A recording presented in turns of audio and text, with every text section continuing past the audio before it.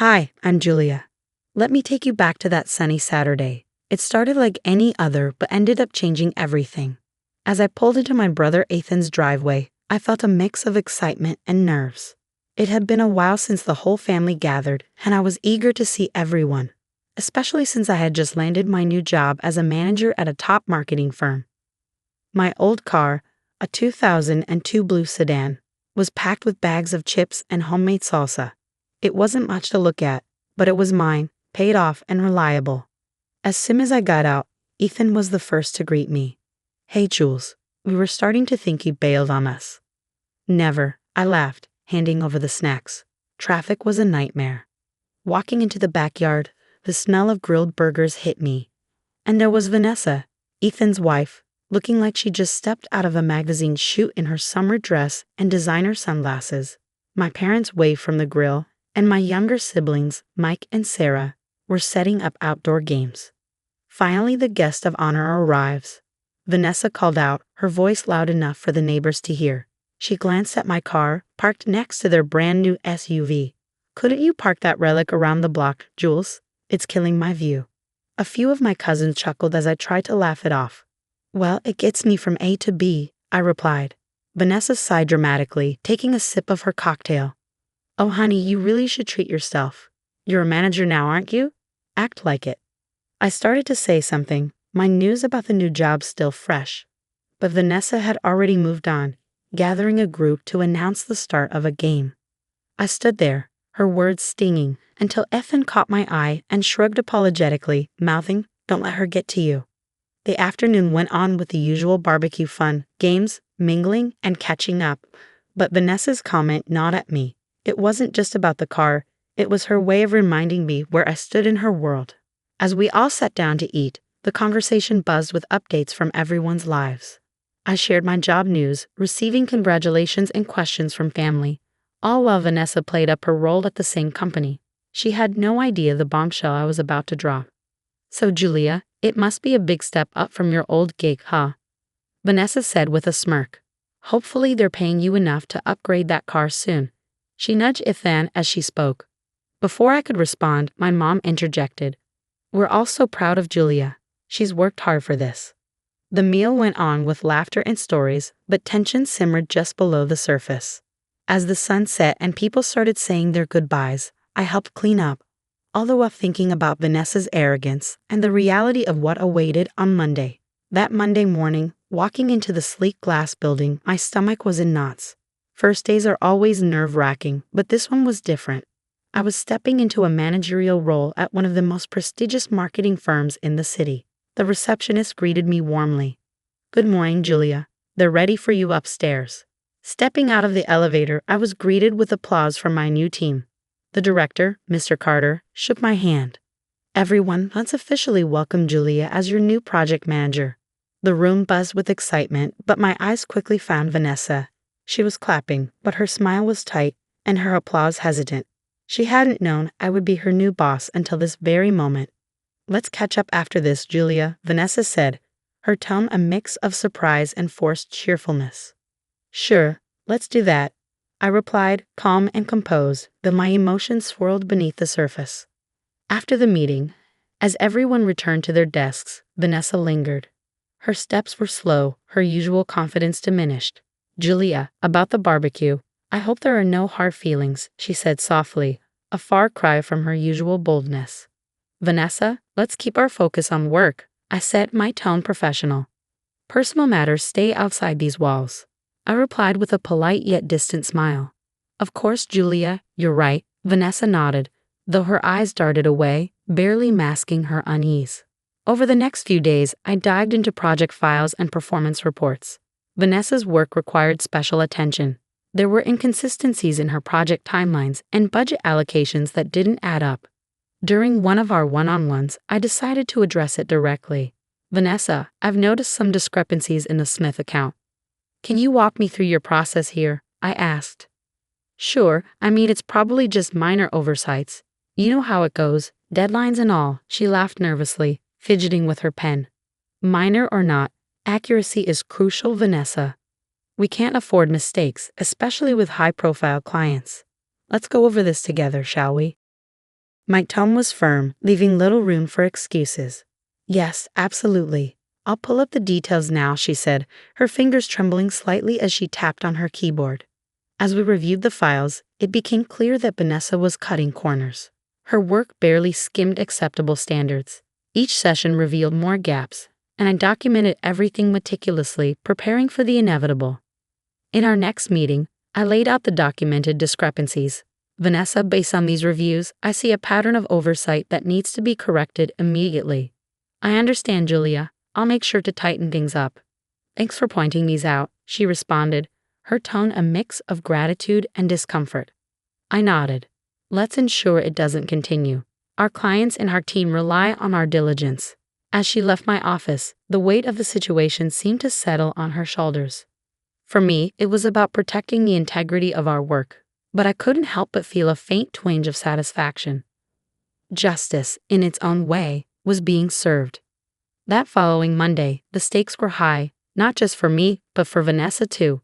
Today was her proving ground. She walked in, clutching her oversized designer bag and a stack of files, her heels clicking assertively on the polished floor. About a minute? I beckoned her into my office, my tone purposeful. Sure thing, she replied, smoothing her blouse as she sat down. I'm putting you in charge of the Henderson project, I said, laying out the project details in front of her. It's small but crucial. Think of it as an opportunity to showcase your skills. Vanessa's eyes flicked up, a mix of nervousness and excitement shining in them. Really? Thanks, Julia. I won't let you down. I nodded, watching her closely. I'll be guiding you through it, but I want to see what you can do when you're leading. As the days rolled on, I kept a close watch on her progress. Meetings were frequent, and I documented every decision and approval. Vanessa's initial enthusiasm began to wane as the pressure mounted. During one of our strategy sessions, I asked Vanessa during our last review, you mentioned outsourcing some of the graphics work. Have you vetted the vendor properly? Oh yeah, they're good. I think they'll be fine, she replied hastily. It's crucial they're more than just fine. Can you share the vetting process you followed? I pressed, knowing any misstep now would be on record. She fumbled through her files, her facade of confidence slipping. I'll get that info to you by the end of the day. I just didn't bring the paperwork with me right now. Days turned into weeks, and the project deadline loomed. In a team meeting, it was Vanessa's turn to present her progress. The room was full, and the air was thick with anticipation. Vanessa stood at the front, her report in hand, but her usual poise was absent. All right, let's see. For the marketing strategy, we're planning to, she stumbled over her words. Her report lacked the depth and clarity expected. Mr. Carter, seated in the corner, raised his eyebrows and gave me a slight nod. This was the moment. Vanessa, I interjected, could you elaborate on how the budget was allocated? There seemed to be some discrepancies between your report and the initial estimates. Her face flushed. Well, I had to make some last-minute changes. The costs, they kind of got away from me. I see. It's crucial we stick to the planned budgets, especially with new clients, I remarked, turning to share a look with the team. It's important we all learn from this. The meeting ended, and as the team shuffled out, murmurs of concern about the project's status filled the room. Vanessa lingered, her defeat almost palpable. Julia, I tried to handle it. I don't know what went wrong, she confessed, her voice low. Managing projects is about oversight and adaptability, Vanessa. Let's discuss how we can rectify this, I said, my tone firm but not unkind. I knew this moment wasn't just about her failure, it was about setting a standard for everyone. Vanessa nodded, agreeing to meet later. I documented everything carefully. Her mismanagement was now evident to the entire team.